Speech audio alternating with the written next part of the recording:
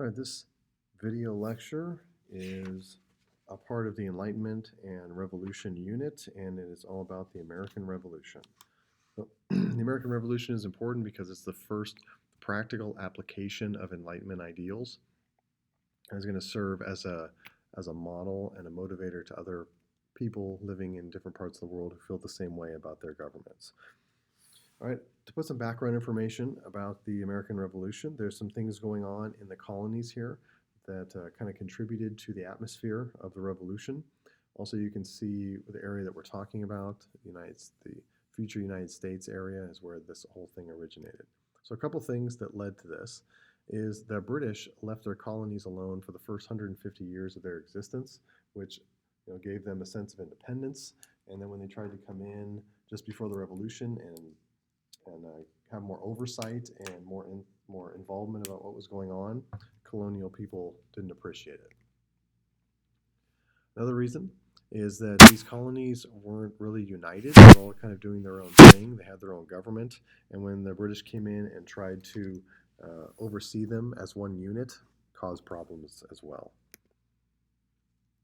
All right, and these people didn't see themselves as British. So when the British government came in and tried to oversee them or rule over them or direct them and govern them, they didn't like that because they thought of themselves not as British people, but like Virginians or Pennsylvanians or Massachusettsans, whatever they call themselves, Massachusetts. There we go. So that's how they thought of themselves. So all these things contributed to, the division that would lead to the American Revolution. All right, other things. After the French and Indian War, the British government started passing laws to try to recuperate some of the financial cost of defending the colonies during that conflict. So one such law that was passed was called the Navigation Acts, which restricted the colony's ability to trade with other nations besides Britain. This was pretty normal for European countries and their colonies, but the North American British colonies had had so much independence, this was a nuisance to them. So it restricted their ability to trade. Also, they felt like it was going to affect them financially, so that probably motivated them to be even more upset. All right, as I mentioned, the French and Indian War, otherwise known as the 7 Years' War, interrupted that frustration where there was issues over who owned what land. You can see where the British colonies existed before the war, and how their British territory in the New World drastically increased afterwards. So this is a pretty big deal. This was called the 7 Years' War in Europe. So it's called the French and Indian War because that's who the colonists were fighting in the New World.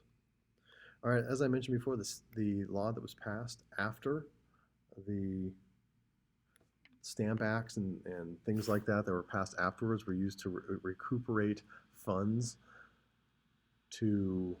that the British had to spend in order to defend the colonies and fight in the colonies, and they felt like it was the colonists' obligation to start paying that back. All right, the colonists were upset about having to pay taxes, and you probably remember this from middle school, but the phrase that they uttered, what? Oh, I didn't have it on here, so you probably just have to know what that means. So the phrase, if you remember from middle school, it kind of rhymes a little bit. No taxation without representation. That's what colonists said to illustrate their frustration with laws that were being passed without their consent. All right, colonists, there were several incidents that kind of are stepping stones toward the American Revolution. This is one, the Boston Tea Party. There was actually an event before this that led to some frustrations as well. It's called the Boston Massacre, where the British soldiers shot into a crowd of protesters. All right. Contrary to popular belief, the Boston Massacre is actually not the nickname for what happens every time the Red Sox play the Angels. It was actually an important historical event, so not to get those confused.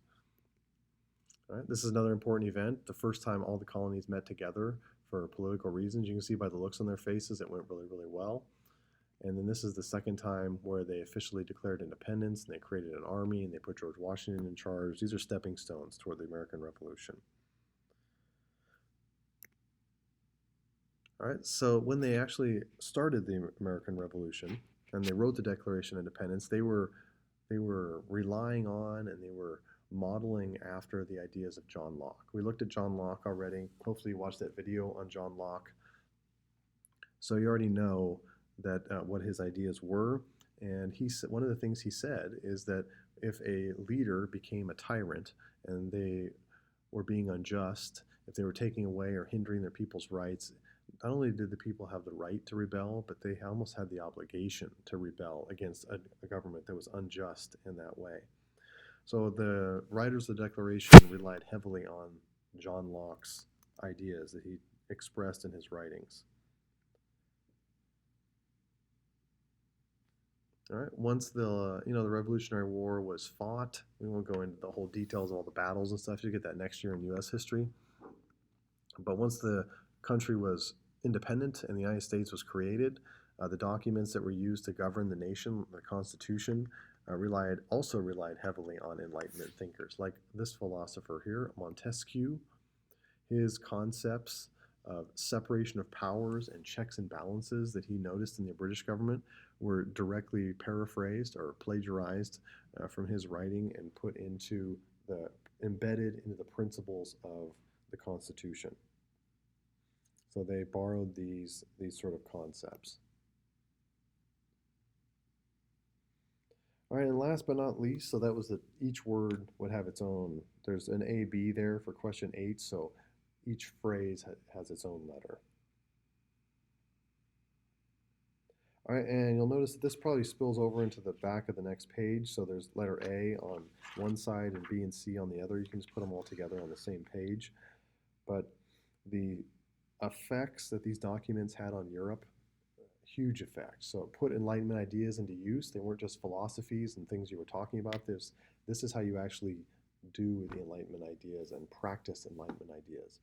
There's a lot of people that were suffering under the regimes of oppressive absolutist monarchs in Europe. And when America became independent, when the colonies in America became independent, it was encouraging to them. Like, maybe we're going to get freedom someday.